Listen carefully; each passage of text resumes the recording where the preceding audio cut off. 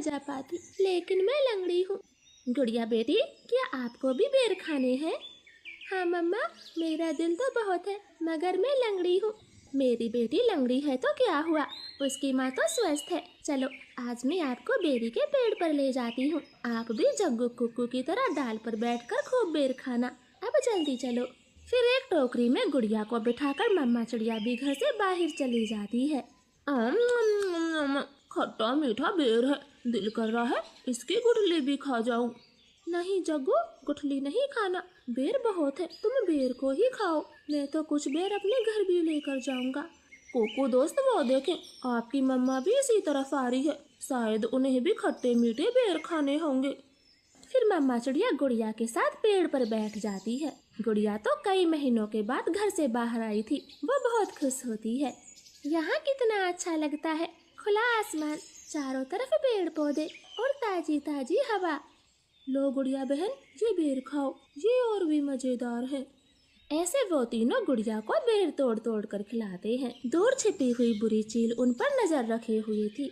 अरे वाह, एक साथ चार चार शिकार है, किसी एक का खात्मा तो हो ही जाएगा, बड़ी तेज भूख लगी है। फिर वो बुरी चील धीरे धीरे बेरी के पेड़ तक पहुंच जाती है और एकदम से उन्हें घेर लेती। जग्गू और कुक्कू तो डर के मारे मम्मा चिड़िया के पीछे छिप जाते हैं।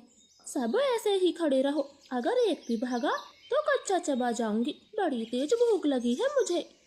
नाना चील जी, हमें जाने दे, हमारी जान बख्श दे, छोटे बच्चों पर रहम करें। नाना चिड़िया, किसी एक को तो अपना शिकार बनाकर ही खाऊंगी।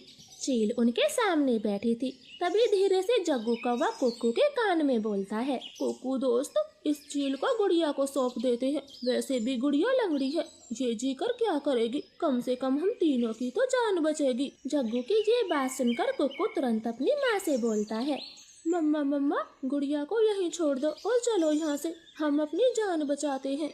हाँ भाई, ये भी ठीक है, मेरा काम इस लंगड़ी चिड़िया से ही चल जाएगा, तुम सब चले जाओ। चील ने इतना कहा ही था कि तभी रानो चिड़िया जोर से चील को धक्का मारती है और पेड़ से नीचे गिरा देती। जग्गू कुक्कू, गुड़िया को साथ लेकर यहाँ से भाग जाओ, मैं इस चील को आपके पीछे नहीं आने दूंगी, बेटा जल्दी से भागो यहाँ से।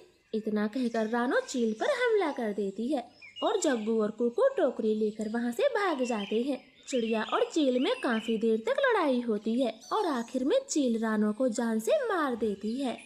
मरगी, छोटी चिड़िया मरगी, मुझसे लड़ने चली थी, अब तेरा मांस में मजे से खाऊंगी।